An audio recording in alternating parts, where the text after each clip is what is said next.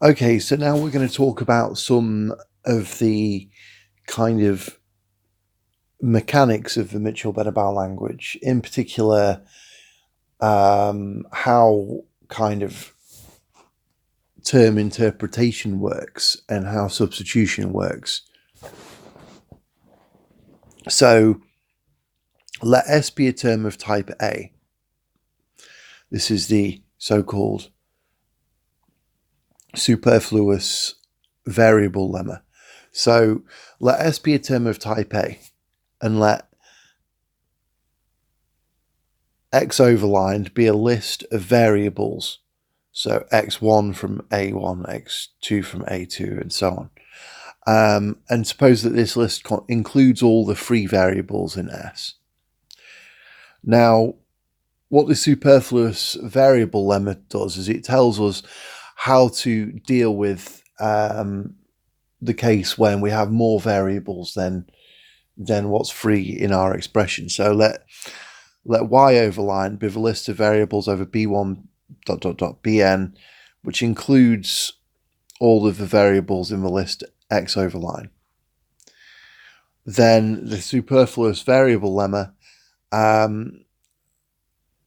gives us that if we want to get S interpreted over this list Y, we just do S interpreted over this list X after this projection, where this projection just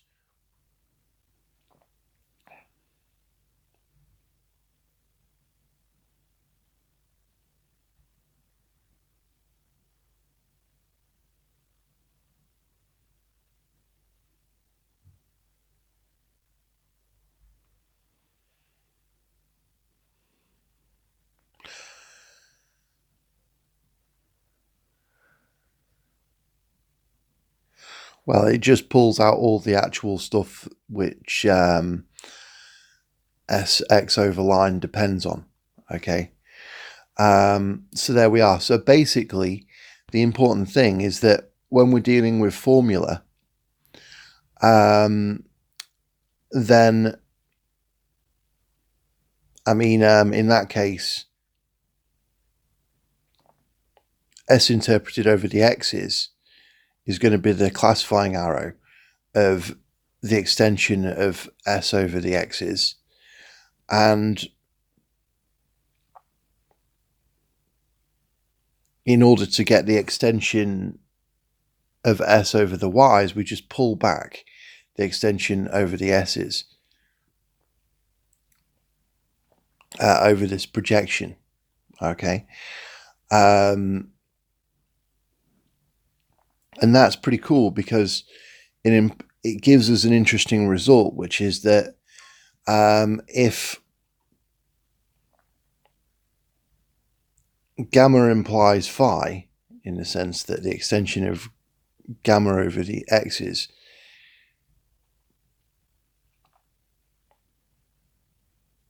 is contained in the extension of phi over the x's, then we get this rule automatically, because pulling back both of these extensions, pulling back the extensions associated with these things, pulling them both back along this projection arrow, will preserve this containment property. So we'll have the extension of gamma over the y's is contained in the extension of phi over the y's. So let's just understand this in general. Suppose we have subobject A containing subobject B. So we've got a situation like this.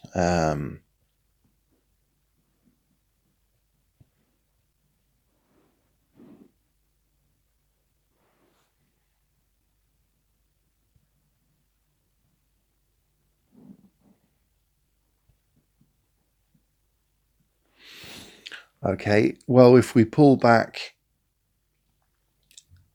A and B along F, then we're going to have the pullback of A along F is contained in the pullback of B along F. And we can see this So suppose that this A contains B is true. Well, then if V's in the pullback of A along F, then F of V will be in A, and since we're assuming A is contained in B, that means F of V is in B, which means V is in F to the minus 1 of B. So that shows this result holds, this result. Here's a little picture of it. So in the category of sets, if we have this blue subobject contained in this red subobject, and we pull them both back along an arrow, then they're sort of pre-images also have the same kind of containment property.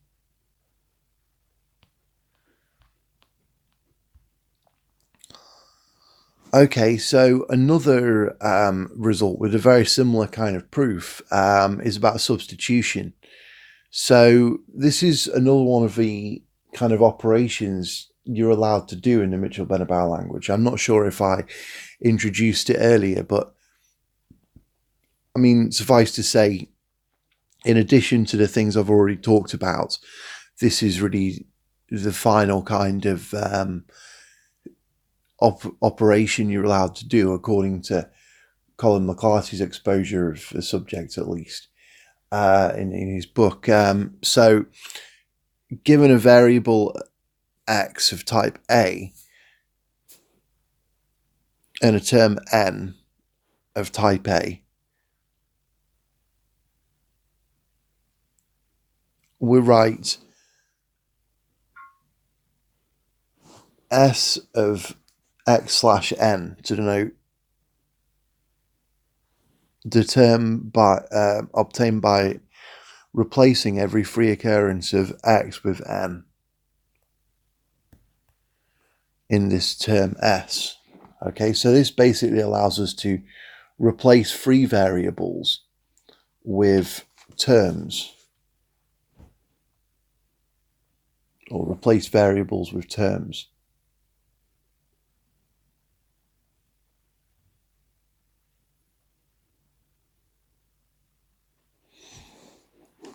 And we can do this for any term S. Okay, the basic idea is that we should replace variables with, when we do this, we'll be replacing variables with terms of the same type.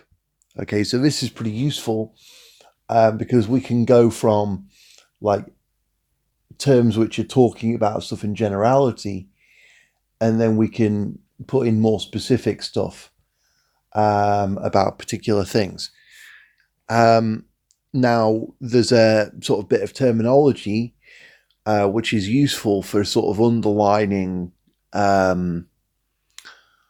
when it's a good idea to do this. You see, there's certain situations where we can do this substitution and preserve the kind of truthfulness of expressions, but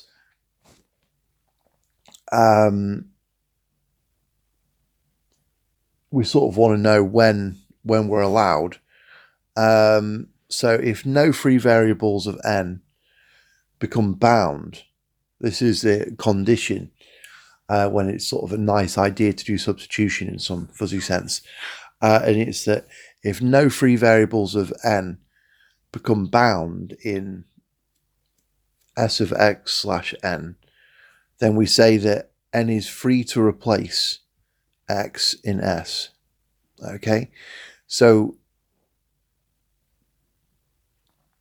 I mean, if you're like in a lambda operator or something which has bound some variable k, and then it turns out that this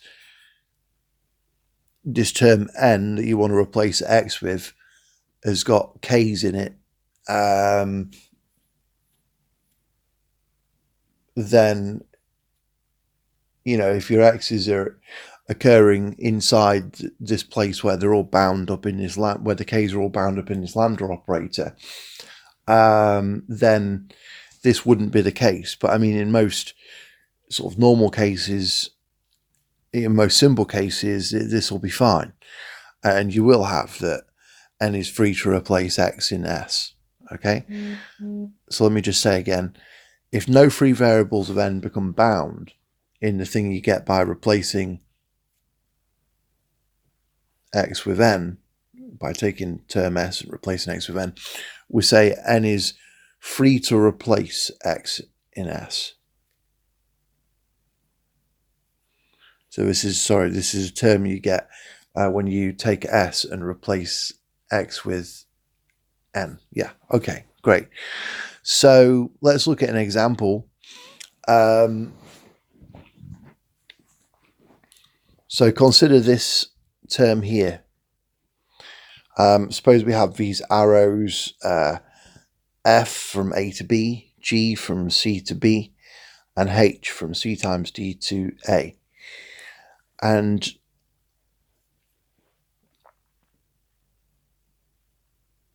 let's suppose our term is like this: delta B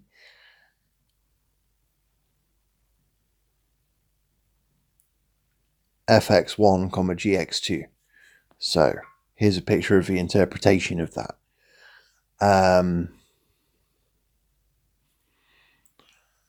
Right, well, let's think about doing some substitution then. So we'll suppose we've got these variables, x1 of type A, x2 of type C, and then we'll have this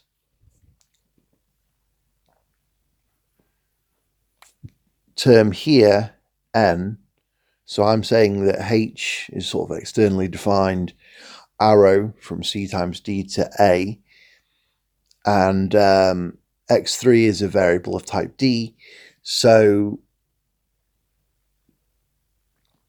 this term here is going to be another term of type A, just like x1 is. Okay.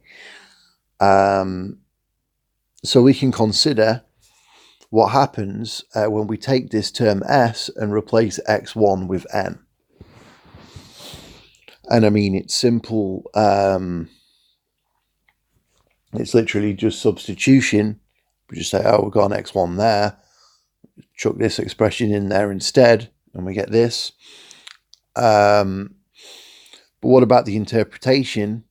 Well, I mean, you can always work out the interpretation, but we do have a lemma about that.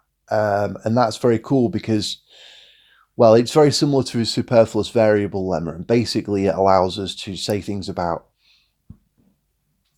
doing pullbacks. So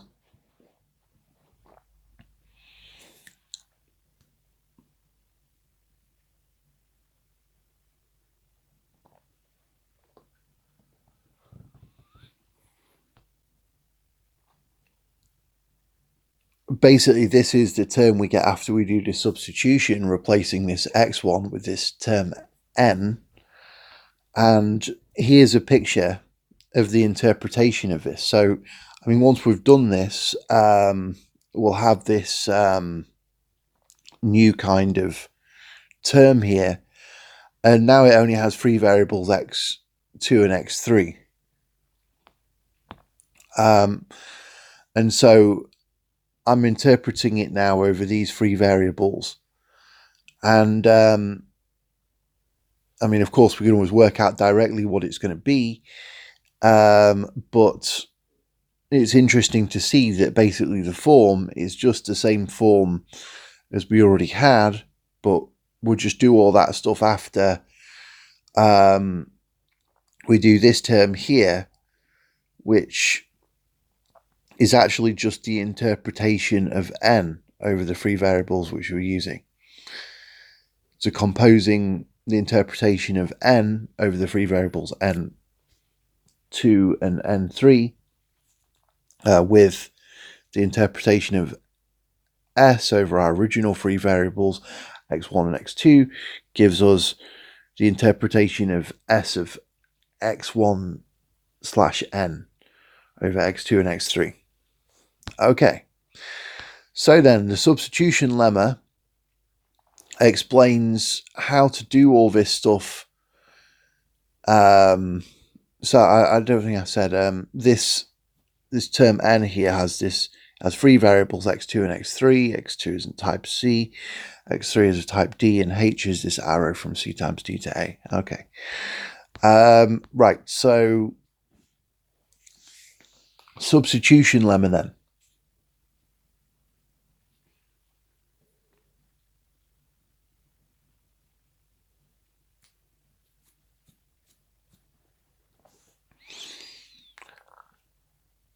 Consider a term S of type B. And suppose we have this list of three variables x, which is x1, x2, blah, blah, blah, xn, of types a1, a2, blah, blah, blah, an. And we'll suppose that this list x contains all the three variables of this term S. And suppose this term S is of type B. So then what we're going to do is some substitutions, but we're going to basically substitute. We're going to do a substitution for everything in this list all at the same time. Now, that doesn't mean we have to change everything. Okay, I suppose we can substitute a variable for the same variable, but it's helpful for thinking about this to imagine that we're sort of doing a replacement of every variable xi in this list. So we're going to replace every xi with a term ci, which also has type ai, and we'll suppose that each ci is free to replace xi in S. Okay.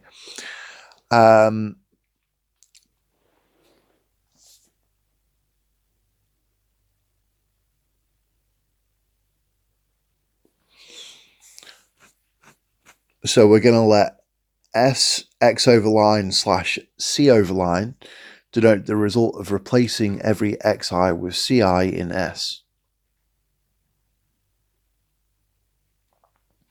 Now suppose we've got a variable list y, and the stuff in there as types b1, b2, ... bk, and suppose that this list y contains all the variables that are free in this term S of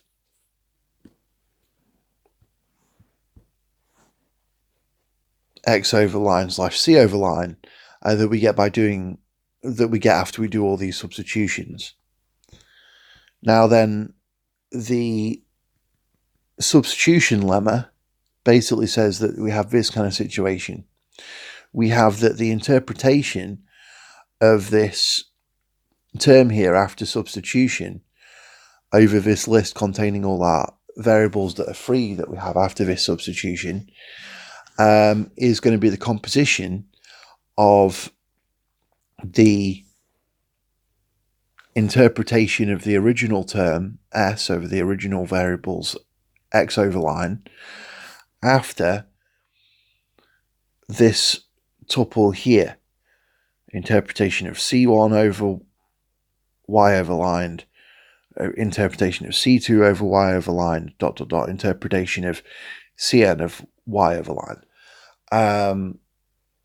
So you can ponder about this. I just want to say the main sort of point of this, and that is basically that we can do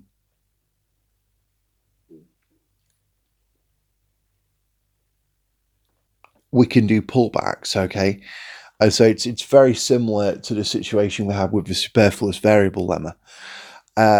Basically, say we have this term S and we do the extension of it over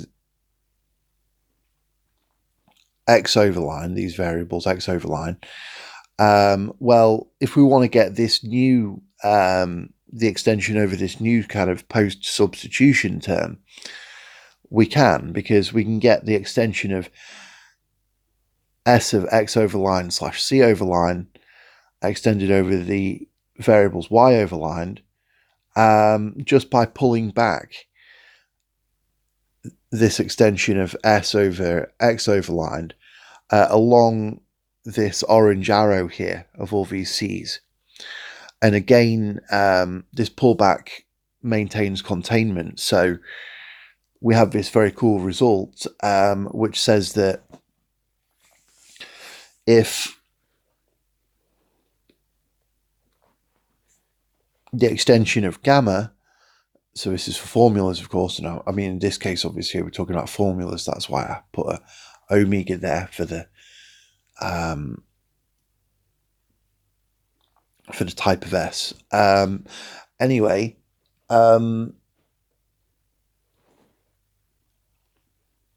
what this result's saying then is that if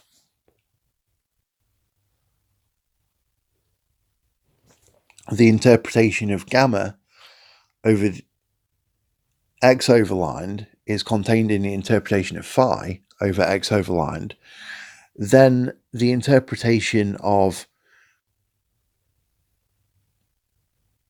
gamma with the X's replaced with the C's over the Y, let me say again, if the extension of gamma over these X's is contained in the extension of phi over these X's, then the extension of gamma when these X's are replaced with C's extended over Y is contained in the extension of the thing we get by taking this phi and replacing the X's with C's and extending over Y. Okay? So that's very cool, because that basically means if we have a kind of expression saying that one formula implies another one, and then what we can do is, if we do the same substitution to all the parts of that formula, I mean to sort of both sides of this implication expression, then we get another expression which is correct. So we can sort of say, well, in general, say gamma implies phi, but then, in this special case where we replace, say, some free variable of gamma with some particular arrow, and we do the same kind of substitution for the phi, then we still have it's still true that, the resulting kind of post-substitution gamma implies that post-substitution phi. So that's very useful. I mean, we're going to use that shortly when we're talking about, what things like false mean in terms of this language.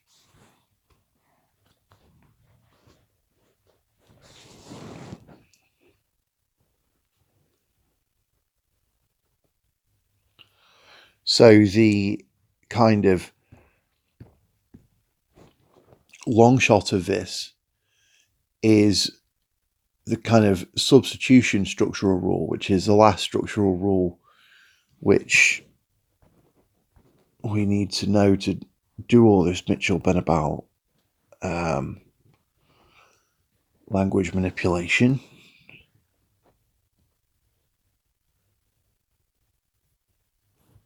Which is that gamma implies phi,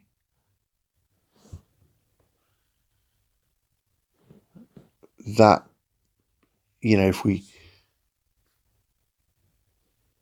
if that's true, then it's also true that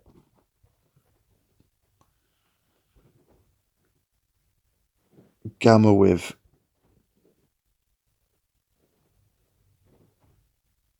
X replaced with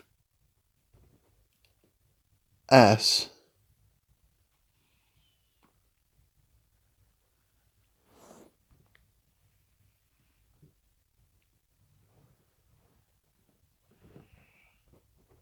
implies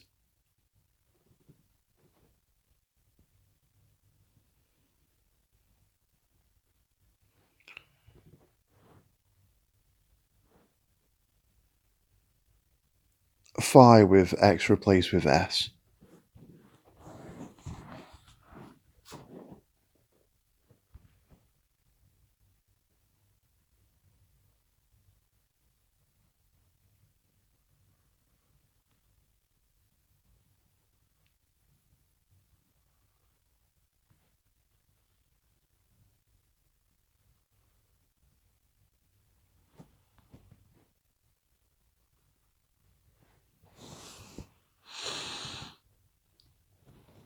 So here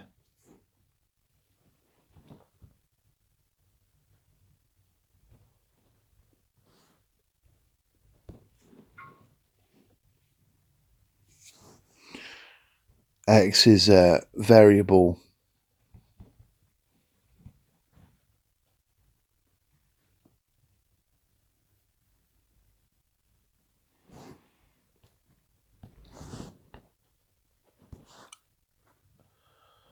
of the same type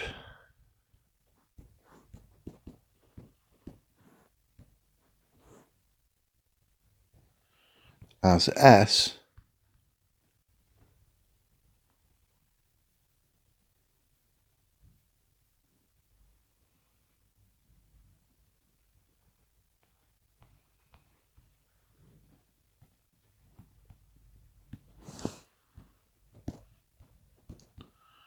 that is free to replace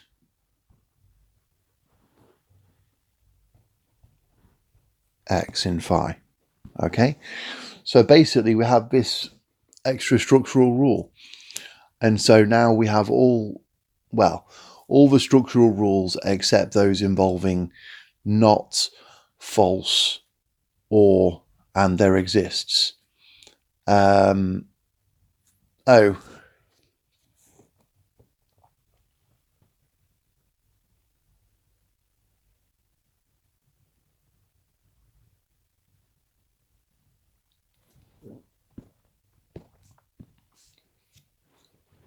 Except there is one more, which I'll just briefly mention, which is the if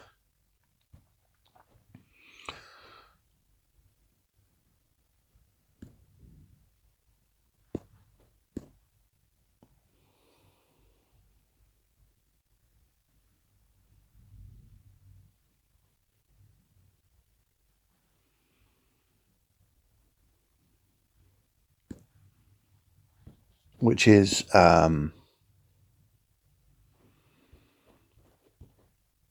Q equals R and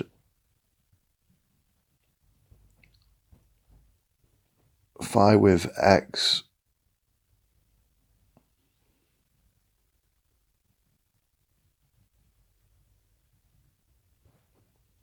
replaced with R implies phi with X replacing with Q,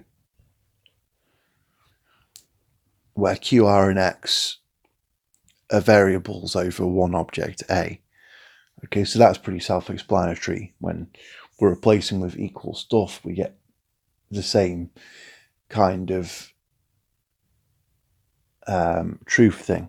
Okay, so that's one of the equality, so-called equality axioms. But we can prove this now. We know the substitution lemma.